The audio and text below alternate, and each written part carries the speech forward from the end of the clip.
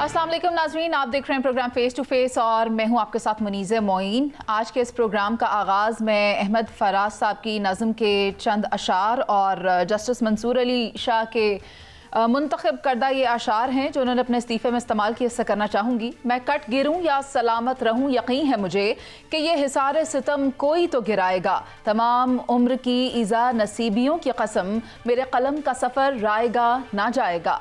मंसूर अली शाह का इस्तीफ़ा आप सब ने देखा। 27वीं आईनी तरमीम के मंजूर होते ही सुप्रीम कोर्ट के दो सीनियर जजेस जस्टिस मंसूर अली शाह और जस्टिस अतर मिनुल्लाह ने इस्तीफ़ा दे दिया।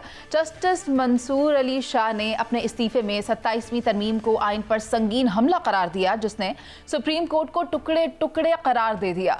जस्टिस मंसूर अली शाह के इस्तीफ़े पर 27वीं तरमीम के बाद मुल्क में किसी किस्म का आइनी बहरान या फिर वकला की जानिब से कोई नई तहरीक का आगाज़ हो सकता है या नहीं, ये बहस छिड़ गई है। जबकि आईनी बेंच के सरबराह जस्टिस अमीनुद्दीन खान ने 27वीं तरमीम के नतीजे में बनने वाली आईनी अदालत के सरबराह के तौर पर हल्फ उठा लिया है और आज chief justice of Pakistan justice Yahya Afridi की जानिब से फुल कोर्ट भी कॉल किया गया। इसी पर बात करेंगे। पैनल में मेरे साथ मौजूद हैं ब्यूरो चीफ पंजाब शहजाद हुसैन भट्ट साहब। इनके साथ साथ मुझे प्रोग्राम में ज्वाइन कर रहे हैं सीनियर सहाफ़ी तज्ज़ियाकार सईद काजी साहब। मेरे साथ प्रोग्राम में मौजूद हैं साबिक सदर supreme court bar Abid Zubairi साहब और इस्लामाबाद हाई कोर्ट बार के साबिक सदर माहिर कानून रियासत अली आज़ाद साहब। गुफ्तगू का आगाज़ मैं करना चाहूँगी आबिद ज़ुबैरी साहब से। ज़ुबैरी साहब, सबसे पहले तो आपको खुशामदीद कहेंगे और आपने भी देखा 27वीं आईनी तरमीम मंजूर हो गई, दो सीनियर जजेस की जानिब से इस्तीफ़ा दे दिया गया है। राना सनाउल्लाह साहब ने भी गुज़श्ता रोज़ एक प्रोग्राम में काफ़ी बातें की हैं। वो कहते हैं कि जस्टिस मंसूर अली शाह ने अपने इस्तीफ़े में इस तरमीम को सुप्रीम कोर्ट पर हमला करार दिया है। आप मुझे ये बताएं कि आपको लगता है कि ये इस्तीफ़े सुप्रीम कोर्ट पर हमला है या फिर अदलिया में से सियासी एलिमेंट की अलहदगी देख रहे हैं आप इसको? हाँ, बिस्मिल्लाहिर्रहमानिर्रहीम। देखिए, फराज का मैं भी आपके सामने कुछ अशार अगर आपकी इजाज़त हो उससे करूँगा। तमाम सूफ़ी और सालिक सभी शयूख व इमाम उम्मीद लुत्फ़ पे ईवान कच कला में है। मौज़ीज़ीन अदालत भी हल्फ उठाने को मिसाल साइल मबरद नश्ता राह में है।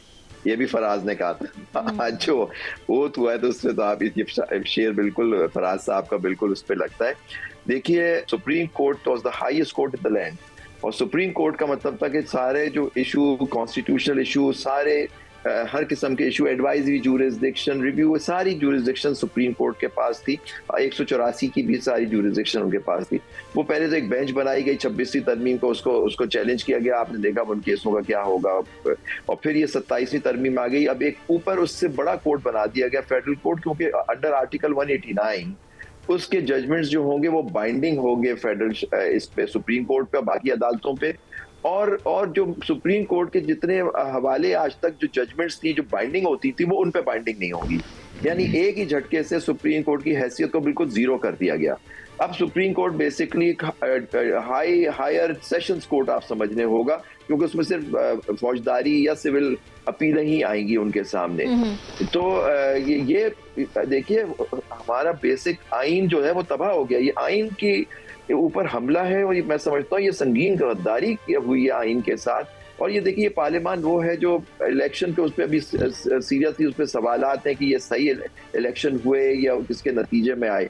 लेकिन अपनी सारी पार्लियामान के पास अमेंडमेंट करने का, तरमीम करने का हक तो होता है, लेकिन उसकी ये तरमीम इस तरह से तो नहीं कर जाती कि उस सिस्टम के अंदर जो एक सुतून है, तीसरा सुतून अदालत का, उसको ही खत्म कर दें सुप्रीम कोर्ट को। आपने एक सुप्रीम कोर्ट को खत्म करके एक नई अदालत आपने बना दी और वहां अपनी मर्जी के, क्योंकि अभी देखें वहां जजेस भी सारे एग्जीक्यूटिव ने अपॉइंट किया। आज आपने देख लिया कि president on the advice of the prime minister appoint किए। तो वो जो एक सिस्टम था कि जजों की सिलेक्शन भी आपने, जो जज आप समझते थे, जो आपके नजदीक आप समझते थे कि वो आपकी मतलब से आपके कंट्रोल में होंगे या आपके फैसले आपके हक में करेंगे, आपने कर लिया। तो इस वक्त कॉन्स्टिट्यूशनल इशू, टैक्स का मैटर, ये सारे मैटर्स अदालत के सामने आएंगे। तो हुकूमत बेसिकली, मेरा आपके जो ग्रीवेंस होता है, जो हमारी केसेस होते हैं पिटिशंस के अंदर, उससे हुकूमत उनकी असर होता है या कानून के उस पर, वो सारे इधर चले जाएंगे। तो आप क्या, अब यहाँ आजाद अदलिया खत्म हो गई है, मैं समझता हूँ। ठीक है, और यही मौक़िफ़ इख्तियार किया गया उन दो जज साहिबान की जानिब से भी जिन्होंने इस्तीफ़ा दिया। मैं चाहती हूँ रियासत अली आज़ाद साहब को भी शामिल गुफ्तगू करें। सर, आप मुझे बताएं, अभी तो 2 इस्तीफ़े आए हैं, क्या मज़ीद इस्तीफ़े आने का इम्कान भी है सुप्रीम कोर्ट से, और क्या उसके बाद आपको लगता है हाई कोर्ट से भी इस्तीफ़े आते जाएंगे? साथ ही साथ एक और खबर गर्दिश कर रही है मुसर्रत हिलाली साहिबा की जानिब से कि वो भी शायद आईनी अदालत का हिस्सा ना बने। तो आप ये बताएं कि आपके पास इस हवाले से कोई खबर है, और इस्लामाबाद हाई कोर्ट के उन जजेस का क्या रद्द-ए-अमल होगा जिनकी जानिब से ख़त लिखा गया था काजी फाइज़ ईसा साहब को? बिस्मिल्लाहिर्रहमानिर्रहीम। बात यह है कि देखें, 2 इस्तीफ़े आए हैं और मैं समझता हूँ कि उन्होंने, हमने तो पहले भी ये दरख्वास्त की थी कि या तो सुप्रीम कोर्ट ऑफ पाकिस्तान के तमाम जजेस साहबान को स्टैंड करना चाहिए। जब हमने 26वीं तरमीम को चैलेंज किया था और पटिशन्स हुई थी और हमने कहा था कि सुप्रीम कोर्ट इस पे स्टैंड करे, लेकिन सुप्रीम कोर्ट ने उस पे स्टैंड नहीं किया। और मैं समझता हूँ कि अदलिया के अंदर भी बहुत सारे ऐसे जजेस साहबान जो नौकरी पेशा जजेस हैं, उनकी तादाद चूँकि ज़्यादा है और आज़ाद मंश जजेस की तादाद कम थी, तो इन लोगों ने सिस्टम के अंदर रहते हुए बहुत रेजिस्ट किया। और अल्टीमेटली जब उन्हें पता चला कि अब 27वीं तरमीम भी आ गई तो अब तो कुछ भी नहीं होगा, तो उन्होंने एक बेहतरीन फ़ैसला किया, उन्होंने रिज़ाइन किया। हाँ, जो आपका सवाल है कि मज़ीद इस्तीफ़े आ सकते हैं, तो बिल्कुल आ सकते हैं। वो एक मैं शेर में अर्ज़ करूँगा, जुर्रत से हर नतीजे की परवाह किए बगैर दरबार छोड़ आया हूँ सजदा किए बगैर।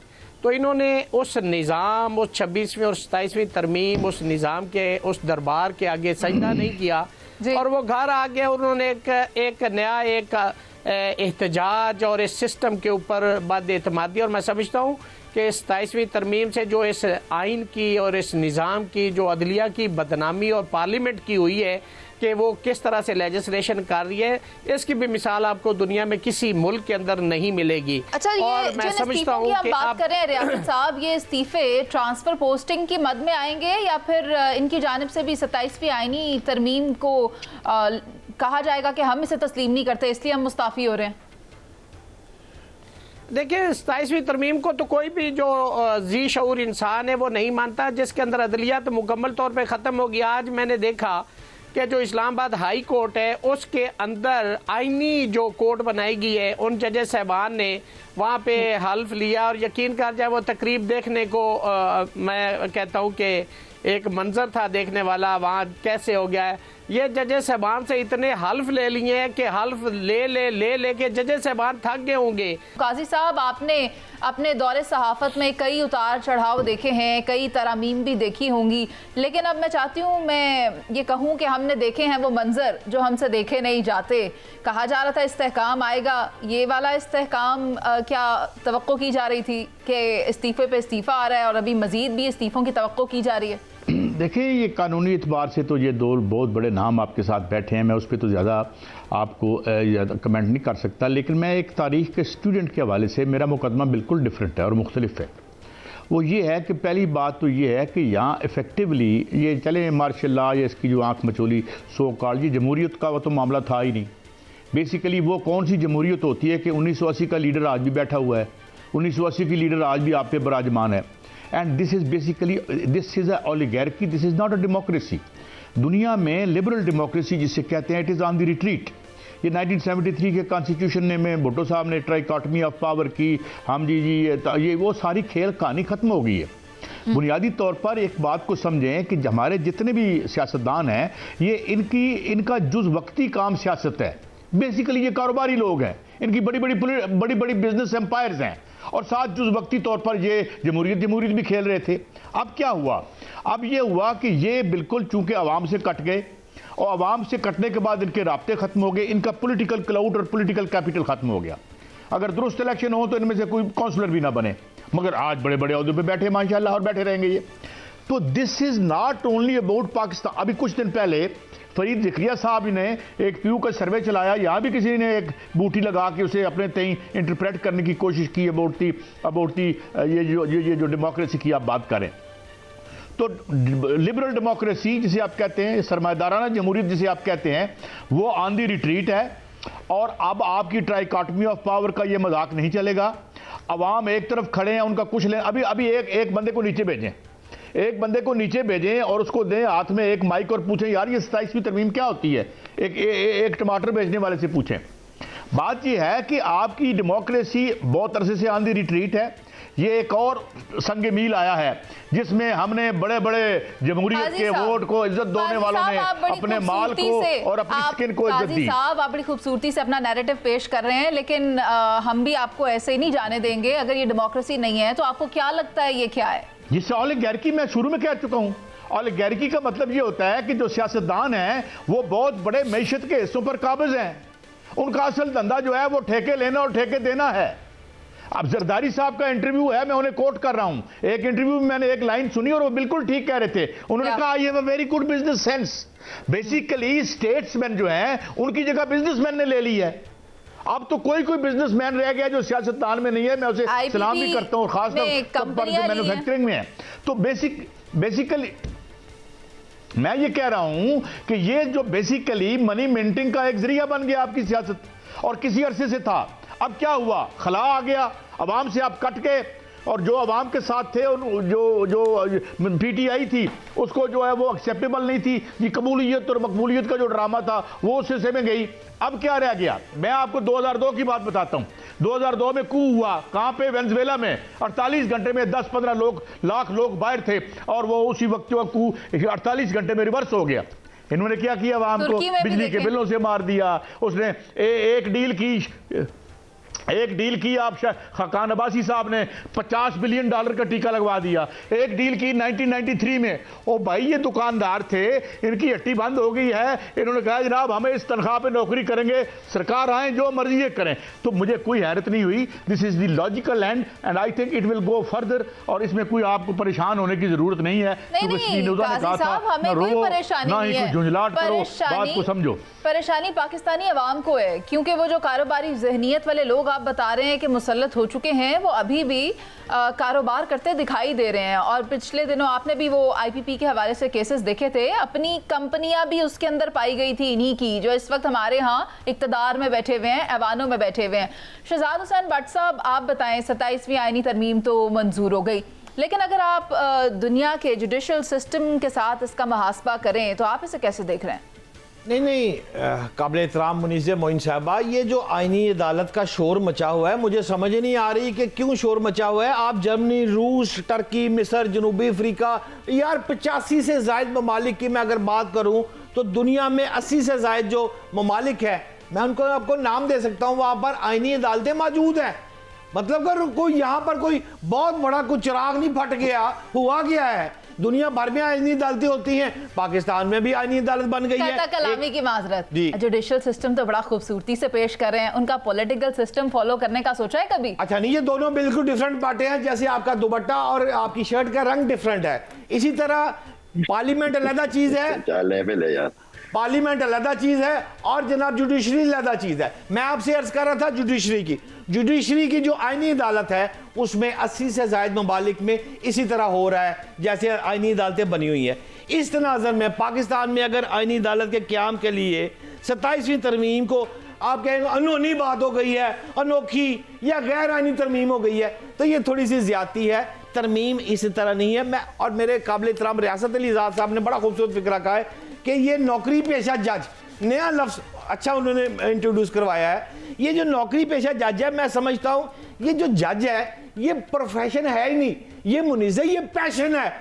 जो क्राइम यूनिवर्सिटियों में लोग पढ़ते हैं वहां पर उनको सिखाया जाता है कि जो जज होता है वो अपनी कलम से 2 मरतबा सजाए मौत दे सकता है। जमीनी जज ये मौत का फैसला कर सकता है, लिहाजा ये कोई आम बात नहीं है। और आखिरी 2 लाइनें सिर्फ मैं ये आपको अर्ज करना चाहूंगा, आप जरा गौर करें, अभी तक शोर मचा हुआ है पूरे मुल्क में, ला ला ला, और यार तुसी तय कर लो, तुसी जनाब मार्शल लाना है, तुसी जमहूरियत लानी है, तुसी चाहते की हो मुल्क में हार्ड स्टेट बनानी है, क्या चाहते हैं आप? अगर आपको एक साइड पर जो जजेस कर रहे हैं वो सारे जजेस जो है वो आइन के तहत कर रहे हैं, अगर वो आइन के तहत कर रहे हैं तो भुट्टो वाला आइन जो चल रहा है, अब उसमें 2/3 मेजोरिटी लिखा हुआ है कि जिसके पास 2/3 मेजोरिटी है वो इसको तब्दील करेगा। जिन बंदों को पसंद नहीं है वो कल को मुनीजे आए और आकर 2/3 मेजोरिटी से इसको फारिग कर दे। अब आखिरी लाइन सिर्फ मुनीजे ये है कि आप जरा गौर करें कि ख्वाजा आसिफ ने जो फिक्रा कहा है ना, वो बहुत खूबसूरत फिक्रा है। उसने कहा है कि जब नवाज शरीफ को उतारा गया तब किसी को कोई तकलीफ नहीं थी, तब बिल्कुल जजेस ठीक थे। अब अमेंडमेंट हुई है और 2/3 मेजोरिटी रूल्स आइन के कानून के मुताबिक हो रही है, तो इस पर लाला लाला मच गई है। ये है मुनीज़े। सारी बात सिर्फ इतनी है कि जब काजी फाइज ईसा थे तब ये तरमीम क्यों नहीं लाई गई। आज कहते हैं कि तब ज़मीर क्यों जागा और इस किस्म के बयानात। बात यह है कि अब 27वीं आईनी तरमीम जो है वो मंजूर हो चुकी है, लेकिन सुप्रीम कोर्ट में फुल कोर्ट और उस पर चीफ जस्टिस याहिया अफरीदी क्या अदलिया पर एतमाद बहाल कर सकेंगे या नहीं, इस पर तफसीली तौर पर करेंगे बात एक ब्रेक के बाद। आप हमारे साथ रहिए।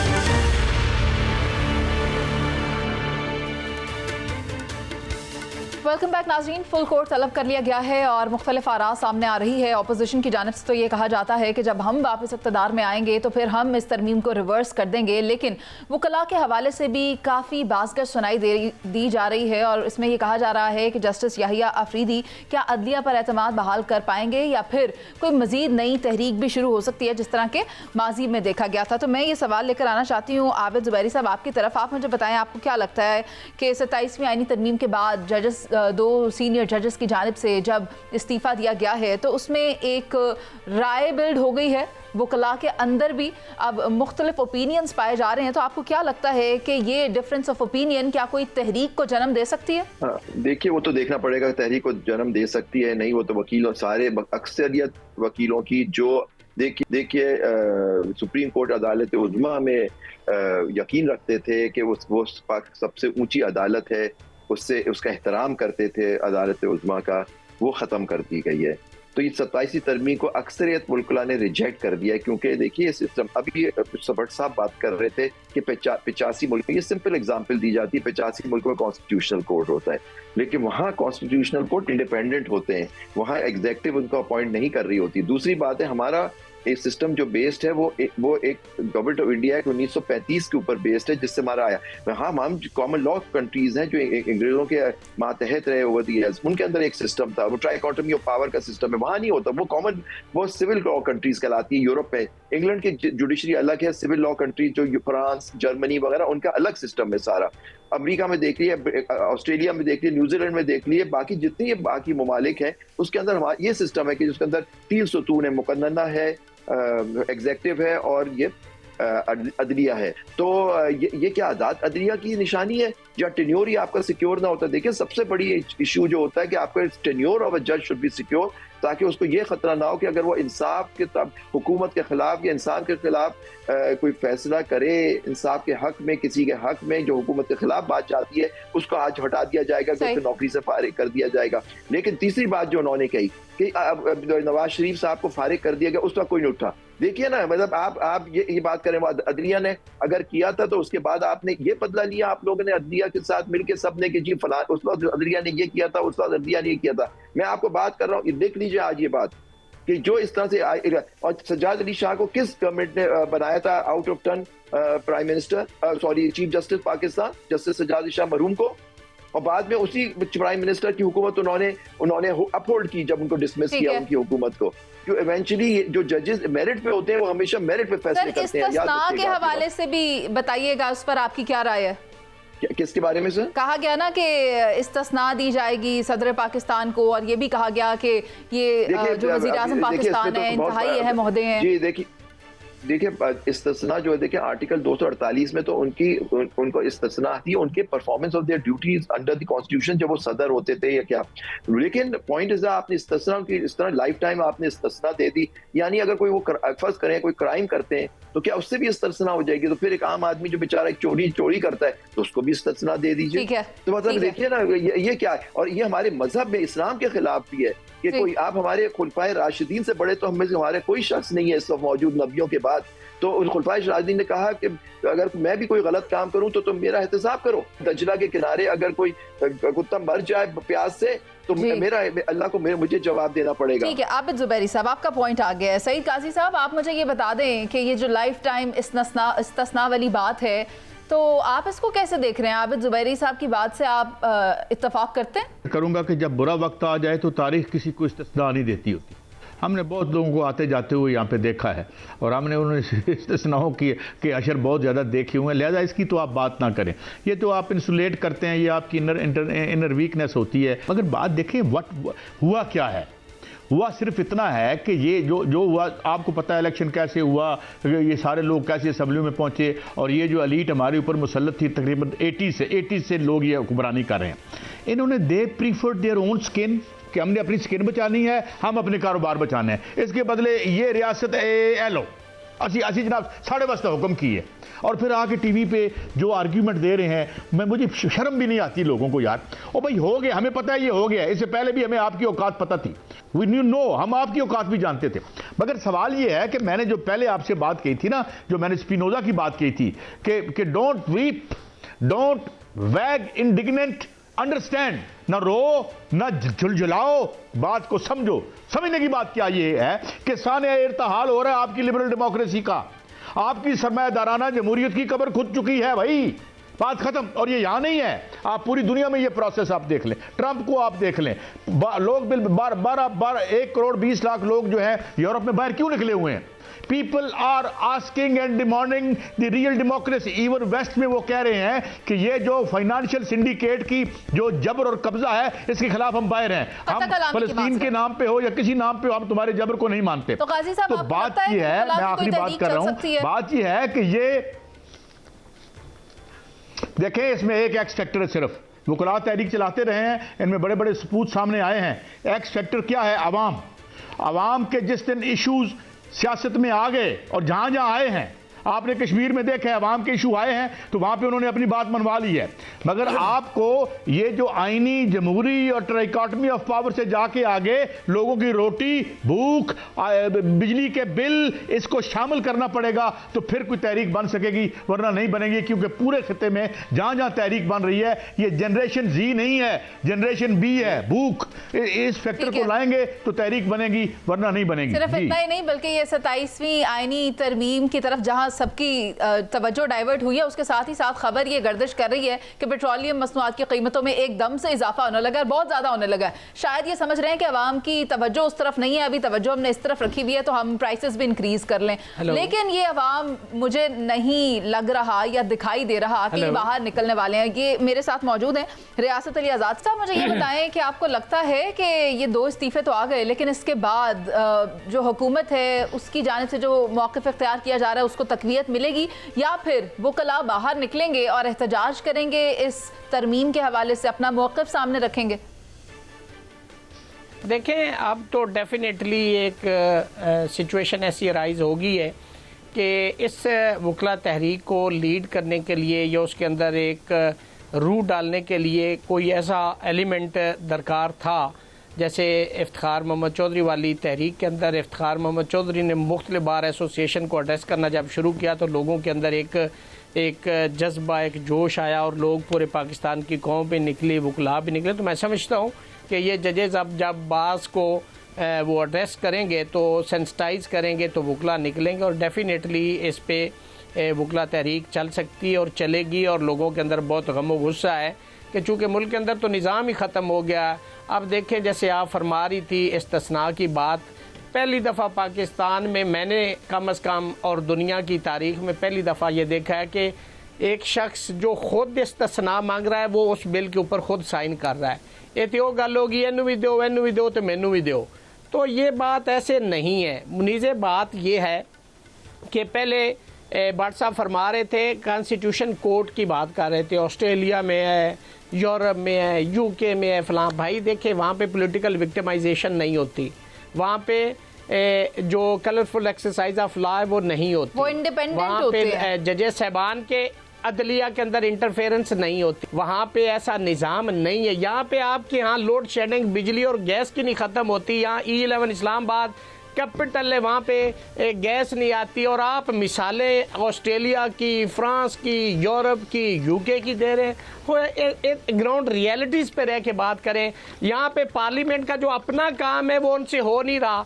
चोरी के माल से अगर आप ज़कात देंगे तो क्या आपको सवाब मिलेगा? आपकी पार्लियामेंट जो है वो चोरी शुदा मैंडेट के ऊपर बैठी और वो आइन को तरमीम कर रही हो। भाई 31 जुलाई की जजमेंट को आपने इम्प्लीमेंट नहीं किया।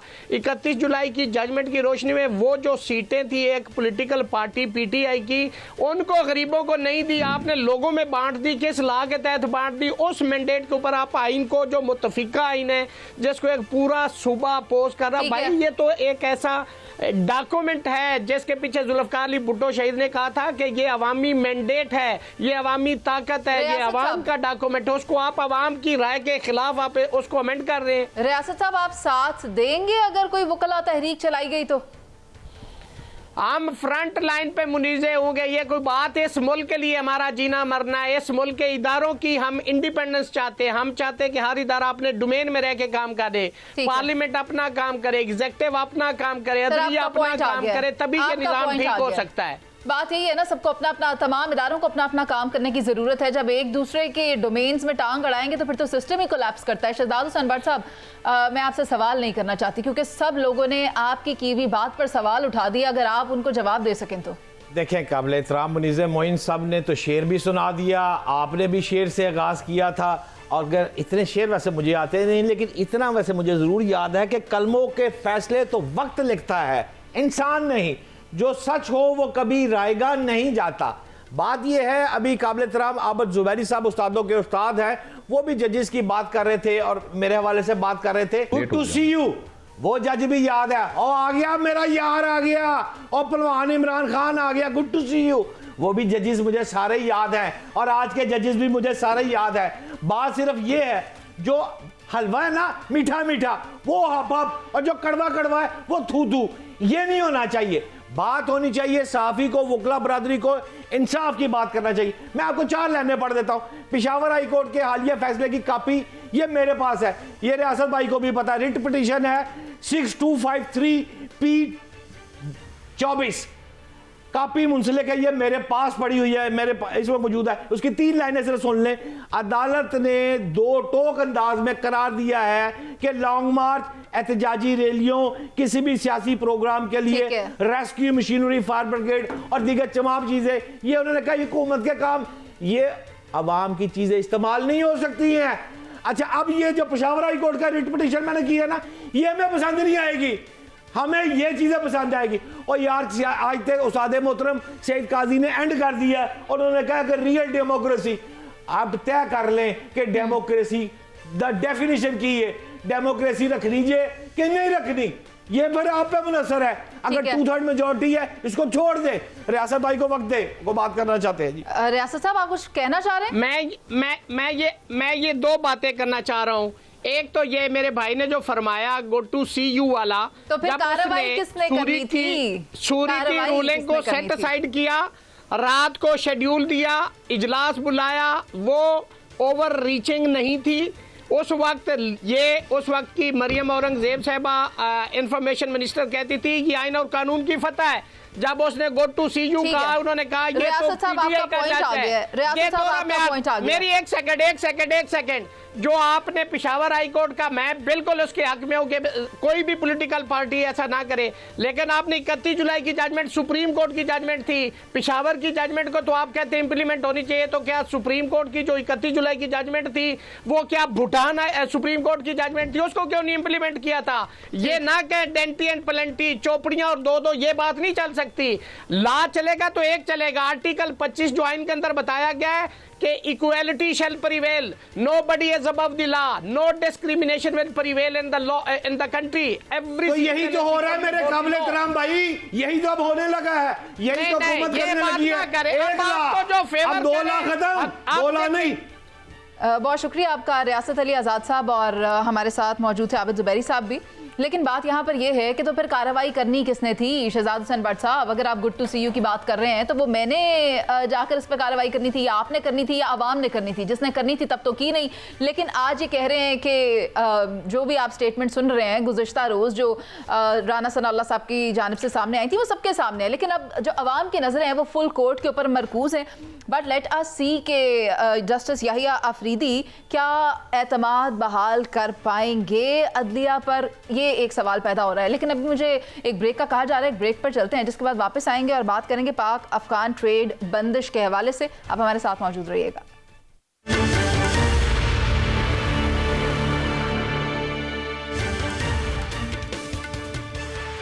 नाज़रीन, हालिया कशीदगी के बाद पाकिस्तान और अफगानिस्तान के माबैन ताल्लुकात मजीद बिगड़ते ही जा रहे हैं। इस्तांबुल मुज़ाकरात की नाकामी के बाद पाकिस्तान किसी भी किस्म के डायलॉग करने को तैयार है, मगर शर्त अब सिर्फ ये है कि अफगानिस्तान अपनी सरजमीन से पाकिस्तान के खिलाफ दहशतगर्दी की कार्रवाइयों को बंद करवाए। मगर अफसोस के साथ अफगानिस्तान की हुकूमत ये कार्रवाइयां तो बंद नहीं कर रही, लेकिन तजारती सरगर्मियां जरूर बंद करना चाहती है। हर तरफ से लैंडलॉक्ड मुल्क पाकिस्तान से तजारती रूट बंद करके खित्ते में जियो स्ट्रैटेजिक खतरा तो नहीं बन रहा। और आखिर क्या सूझी अफगान रजीम को कि वो ऐसा करने पर गौर कर रहे हैं या उसके अहकामात जारी कर रहे हैं? इसी पर बात करेंगे। इस सेगमेंट में मुझे फिदा अदील ने भी ज्वाइन किया है, लेकिन गुफ्तगू का आगाज मैं सईद साहब से करना चाहूंगी। सर, मुझे ये बताएं, आपको क्या लगता है, आपने स्टेटमेंट सुनी है मुल्ला अब्दुल गनी बरादर की, उनकी जानिब से अहकामात जारी कर दिए गए हैं कि मुझे पाकिस्तान के साथ ट्रेड के ऑल्टर जो वेज हैं वो बताए जाएं, पाकिस्तान के साथ नहीं और कोई रूट्स तलाश करें, बजाय इसके कि अमन को तरजीह देते ये तो तजारत भी बंद करके मुख्तलिफ रास्तों पर गौर कर रहे हैं। देखें, ये अफगान ट्रेड पे मैंने जो आखिरी प्रोग्राम था मेरा, उस पर मैं मेरे साथ ब्रिगेडियर वकार मसूद साहब थे, मैंने उनसे भी बात की। ये बिल्कुल बंद होना चाहिए। उसकी वजह यह है कि इसका बिलियंस ऑफ डॉलर का पाकिस्तान को नुकसान हो रहा है। ये वो जरिया है, और ये पाकिस्तान में भी कोई बंद नहीं होने देगा खैर से, जिनका मफाद है। जो मेरे पास फिगर उन्होंने बताई थी मुझे, जो 40 बिलियन डॉलर का बन जाता है, ये यहाँ से जो अफगान ट्रांजिट ट्रेड के नाम से सामान आता है ये बंद करें। ये वहाँ जाता है, वहाँ से खुलता है, फिर थोड़ी देर बाद पाकिस्तान के अंदर आ जाता है। ये यहाँ का जो वेस्टेड इंटरेस्ट है, देखें काम जो करने के हैं वो तो करता कोई नहीं है। एक आप पॉपुलराइज हो गए हैं, आप एक ऐसी स्टेट बन गए हैं कि जिसका जरिया मुआश क्या है, एक तो 27वीं 28वीं तरमीम है, और दूसरा जो है आप रोल ओवर है या आपको कर्जा मिल जाए। अब मसलन एक ये काम है, इसको अगर हम फिक्स कर लें, ये अफगान ट्रांजिट ट्रेड के नाम पे जो पाकिस्तान के अवाम के साथ हाथ हो रहा है ये बंद करें। हम अब बंद करें। ये सारी की सारी स्मगलिंग होती है। यहाँ मेरे पे इशू में यहाँ पे आके मुअज़्ज़ज़ जो ब्रिगेडियर साहब हैं उन्होंने मेरे फिगर दी तो हमारे तो हाथों के तोते उड़ गए कि इधर से सामान जाता है, कंटेनर बंद होता है, उधर से खुलता है, खुल के फिर वापस आ जाता है ना। अच्छा, तो ये बंद करें, इनको भी पता चले। अफगान ट्रांजिट ट्रेड बंद करें, और मुल्ला साहब जो भी हैं उन्हें कहें लैटिन में उधर सेंट्रल एशिया से अपना खोल लें और अपना रास्ता खोल लें, उधर से ले लें आपने जो लेना है। तो लेकिन मैं आपको क्या बताऊं, ये इधर से बंद नहीं होने देंगे। जो यहां से ये वारदात और ये दिहाड़ी लग रही है, यहाँ का जो वेस्टेड इंटरेस्ट है वो बंद नहीं होने देगा। ये बंद होने देते हैं तो ये अजाब है हमारे। हमें क्या लगाया हुआ है, 27वीं आ गई, 28वीं आ गई, 19 उसके नीचे वारदात जारी सारी है, और ऊपर भी वारदात। जिस तरह मैंने आपको कहा, जो माल अफगान ट्रांजिट ट्रेड से जो माल कमा रहे हैं उनको क्या जरूरत है इस वारदात को। IPPs बंद करा ली है आपने। IPPs ने हमारा गला घोंट दिया ना, हमारी मैशियत खत्म कर दी, हमारे यहाँ डी इंडस्ट्रियलाइजेशन हो गई, हर साल हमारी एक्सपोर्ट गिर रही है। हमारे कपड़े की जो 4% कमाते थे हर साल गिर रहे हैं 15-16%। कर लिया किसी ने IPPs को? हाथ डाल के देखो। जमहूरियत को और आइन को बेशक हाथ डालो, कोई नहीं पूछेगा, इनको जरा हाथ डाल के देखो जो सारी वारदात के पीछे। तो ये बात है। ठीक है काजी साहब, आपका पॉइंट आ गया। आई डोंट नो हुकूमत के हैं या किसकी नहीं है। जी, मैं फिदा अदील से पूछना चाहूंगी। फिदा, आपके पास क्या स्टैट्स हैं अफगान जो ट्रेड हो रहा था बॉर्डर मैनेजमेंट के हवाले से, कितना लॉस होगा पाकिस्तान को या फिर अफगानिस्तान को? देखिए, बहुत शुक्रिया। एक तो मुझे समझ नहीं आ रही कि कुछ लोग जो हैं ये क्यों अफगानिस्तान जैसे मुल्क के साथ तमाम किस्म के नाते जो हैं ये तोड़ना चाहते हैं। अफगानिस्तान के अंदर ऐसे लोग मौजूद हैं कि जो पाकिस्तान जैसे मुल्क के साथ ताल्लुकात ठीक रखना चाहते हैं, ऐसे लोग मौजूद हैं। जो सूरत हाल इस वक्त है, देखें नुकसान किसका है, किसका ज्यादा है, किसका कम है। अगर इस बहस को हम एक साइड पर रखें और ये सोचें कि नुकसान दोनों मुल्कों का है, अगर जो दिहाड़ीदार मजदूर हैं वो अगर 20-25 हज़ार हैं, पाकिस्तान और अफगानिस्तान की 2450 किलोमीटर की सरहद है, और फिर आप उन मुआहिदों को भी देखें, सिर्फ पाकिस्तान और अफगानिस्तान की तिजारत की बात नहीं हो रही, सिर्फ अफगान ट्रांजिट ट्रेड की बात नहीं हो रही।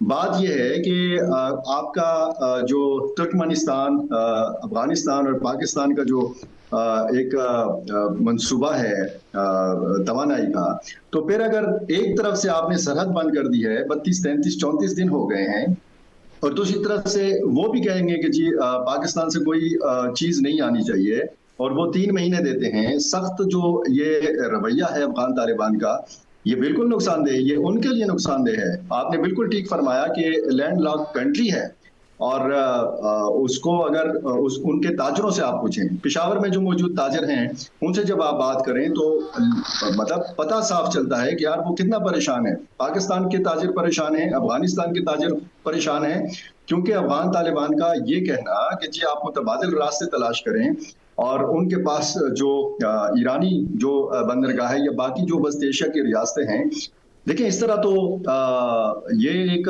सियासी फैसला उनका हो सकता है, लेकिन इसके दूर रस बड़े खराब नताइज होंगे खुद अफगानों के लिए, खुद अफगान सरजमीन के लिए। ये पाकिस्तान के लिए भी नुकसान है और अफगानिस्तान के लिए भी नुकसान है। मुनीज़े फिदा, लेकिन देखा जाए तो प्रिवेल तो वही कर रहा है ना जो उनकी इंतजामिया की जानिब से कहा जा रहा है, जो अफगान रजीम की जानिब से कहा जा रहा है। पब्लिक ओपिनियन क्या है? They don't care about it. वहाँ के लोग क्या चाहते हैं, उन्हें इससे कोई गर्ज नहीं है। वहाँ की खवातीन को तालीम जैसा बुनियादी हक मिलना चाहिए, they are least concern about that. Shahzad Hussain Bhatt Sahab, आप इस हवाले से क्या कहेंगे? ये जो ट्रेड बंद हुआ है, साथ ही साथ मैं चाहती हूँ एक और मौजू है, अगर आप मुझे उस पर बता दें। उर्दन के बादशाह पाकिस्तान का दौरा कर रहे हैं और इससे कबल फील्ड मार्शल भी वहाँ का दौरा कर चुके हैं, तो आप मुझे बताएं ये दौरा कितनी अहमियत का हामिल होगा? देखिए, काबिल एहतराम मुनीज़ मोइन, सबसे पहली बात तो ये है, जो बात मेरे काबिल एहतराम फिदा भाई ने बात की है वो ठीक की है। अफ़गानी हमारे भाई हैं, अफ़गानी हमारे मुसलमान हैं और हमारे अजीज़ो कारब में शामिल हैं। हम उनसे जंग नहीं कर रहे, हम उनसे लड़ाई नहीं चाहते, पूरी पाकिस्तान की कौम नहीं चाहती कि अफ़गानियों के साथ लड़ाई करनी। लेकिन सवाल क्या है? सवाल ये है कि पिछली 2 दहाइयों में दहशतगर्दी के जो बाइस जो वाक़यात है उनको देख ले, 150 अरब डॉलर की से ज़ायद का हमें नुकसान उठाना पड़ा है। 2021 में जब अफगानिस्तान में तालिबान की हुकूमत आ गई तो उससे दहशतगर्दी में मेरे मुल्क में मजीद इजाफा हो गया। जब मजीद इजाफा हो गया तो क्या मैं 1.5-2 अरब डॉलर की तिजारत को पाकिस्तानियों की जान से ज्यादा अहमियत दे दूं कि जी मेरा 1.5-2 अरब डॉलर का मुआहदा चल रहा है, पाकिस्तानी मरता है तो मर जाए, ये करूं? नहीं, ये नहीं होना इस मुल्क में। अब ये तय है कि तिजारत होनी है और इस शर्त पर होनी है कि पाकिस्तानियों की जो जान है वो कीमती है। और दूसरी बात ये है, ये जो बात हो रही है ना वकला की, ये जो 26-27वीं आईनी की बात हो रही है, स्मगलिंग की फिदा जो बात कर रहा है, हाँ ये बड़ी अहम बातें हैं। अब होने क्या जा रहा है? अब होने ये मुनीज़े जा रहा है कि ये सारी चीजें बंद होनी जा रही हैं। अब एक निजाम बनता जा रहा है, अब होगी स्मगलिंग बंद। ये है तकलीफ पूरी कौम को हो रही है कि अब निजाम सीधा होता जा रहा है। 70 साल में नहीं सीधा हुआ, जिसका जो मादर पिदर आजादी थी वो चलती रही, लेकिन अब नहीं चलेगा। दाव गलती गुंजाइश निश्ता। अब सिर्फ और सिर्फ वो बंदे आएंगे सामने जो अब IPP की जो बात मेरे बॉस कर रहा है सईद काजी, उन पर भी हाथ डल चुका है। और आपको आने वाले दिनों में ये 28वीं तरमीम आने देना, आपको पता लगेगा ये एजुकेशन का निज़ाम क्या है, ये जो हेल्थ का निज़ाम गटर में पड़ा हुआ है। हाँ, इसमें ख्वाजा इमरान नज़ीर हमारा पंजाब का मिनिस्टर और सलमान रफीक क्या काम कर रहे हैं? टके का काम नहीं कर रहे। हाँ दुरुस्त है, मानता हूं, क्यों कर ही नहीं सकते, पर माफिया बैठा हुआ है, उन माफिया को अब हटाया जा रहा है। सर मैं 28वीं तरमीम के तहत कदा कलामी की बात, लेकिन काजी साहब जाते जाते प्लीज मुझे सवाल का जवाब दीजिएगा। उर्दन के बादशाह पाकिस्तान का दौरा कर रहे हैं और इससे पहले फील्ड मार्शल साहब की जानिब से भी वहां का दौरा किया गया था। आपको क्या लगता है दोनों ममालिक और इलाकाई सूरत हाल के लिए ये दौरा कितनी अहमियत का हामिल हो सकता है? देखिए, इसमें जो हमारा एक रोल लग रहा था कि वहाँ पे पीस कीपिंग में हमारा रोल होगा, उस हवाले से तो ज़ाहिर है उर्दन की जो प्लेसमेंट है वो बड़ी अहम है, लेकिन वो भी मुझे होता नज़र नहीं आता, क्योंकि किसी कीमत पर वैसे तो ठीक है हमारे बड़े पुराने ताल्लुकात हैं उर्दन के साथ और कुछ बड़ी तारीख भी है हमारी जिसके शायद जिक्र ना ही किया जाए तो बेहतर है, लेकिन बहरहाल ये है कि वो इसके अलावा कोई ख़ास नहीं है इसका सिलसिला। लेकिन मैं एक थोड़ा सा में जो पहले बात हो रही थी, देखिए हम तो नहीं चाहते, हम तो उस वक्त अफगान जहाद के खिलाफ थे जिसको बाद में आपने आके इसको टेररिज्म कहा और हम ये कह रहे थे कि ये सारी वारदात हो रही है। अब ये है कि हम तो अमन चाहते हैं, वेस्टेड इंटरेस्ट कैसे अमन चाहेगा, स्मगलिंग वाले कैसे अमन चाहेंगे। बात यह है कि बेसिकली माशी दहशत गर्दी खत्म करें, माशी दहशत गर्दों का जो कब्जा है हमारी रियासत पर वो खत्म करें। जब तक वो खत्म नहीं होगा बाकी ये सारी बेमानी बैसे हैं, 28वीं भी ले आए, 29वीं भी ले आए, 30वीं भी ले आए, तो क्या जमीन पे क्या फर्क पड़ेगा। क्या पेट्रोल तो आज आप बता रही हैं और मजीद महंगा हो रहा है। जी जी। तो ये इश्यूज हैं। I think we are in the clutches of the oligarchs, this is an oligarchy, और जो इफेक्टिवली लिबरल डेमोक्रेसी है वो पसपा हो रही है और यही हमारा अज़ाब है। आपके कहने का मतलब है कि बैरूनी मसाइल जो हैं उनसे तो पाकिस्तान बेहतर तरीके से नबरदज़मा हो ही रहा है, लेकिन मुल्क की अंदर जो मसर पेश हैं उनको भी ठीक करने की जरूरत है। बहुत शुक्रिया सईद काजी साहब, फिदा आदिल साहब और शहजाद हुसैन भट्ट साहब। जहां हमने गुफ्तगू का आगाज अफगान ट्रांजिट ट्रेड से किया था, तो ये भी याद दहानी करवाती चलूं कि जिनीवा कन्वेंशन और वर्ल्ड ट्रेड ऑर्गेनाइजेशन के तहत हमने अफगानिस्तान के साथ ट्रेड के सिस्टम को शुरू किया था, लेकिन अब अगर हमें यह बताया जा रहा है कि उन कवानीन की पासदारी करनी है, वो जो मुआहिदा हुआ था उसकी पासदारी करनी है, तो ये भूल जाइए कि अगर आप मुल्क की मुफाद पर कोई सवाल उठाएंगे, कोई उंगली उठाएंगे और पाकिस्तान का अमन बर्बाद करेंगे, तो ये हो नहीं सकता, किसी तौर नहीं हो सकता। प्रोग्राम का वक्त खत्म हो गया, मुझे इजाजत दीजिए, अल्लाह ने के बाद।